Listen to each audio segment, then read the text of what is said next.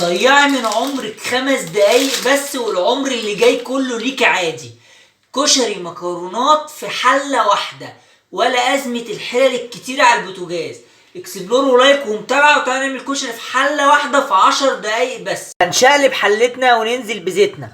هنزل أول حاجة بالشعرية، والشعرية زودها شوية يعني تبقى قد الرز، وهفضل اقلب في الشعريه لحد ما تتحمر. الشعريه ما اتحمرت هنزل بالرز مع التقليب المستمر. هنزل بالعدس، والعلم بالشيء العدس ده لازم يتنقع قبلها بيوم. هنزل بقى بالمكرونه، توم بسيطه، رشه من الكمون والملح بقى. هنزل بقى بالميه، والميه زي ما اكون بعمل رز كده. كده هقفل عليه بقى واوطي العين شمعه. الكشري بعد تلت ساعه. شايفين الجمال والحلاوه؟ حاجه روعه. اللي قلنا للشيطان روح قبل ما تنهار. حبه من الدقه بقى كده يا حبيب قلبي، ولا جبت محل الكشري عندك في البيت اهو اهو اهو. شايفين الورد؟ شايفين الورد وجمال الورد؟ اهو اهو.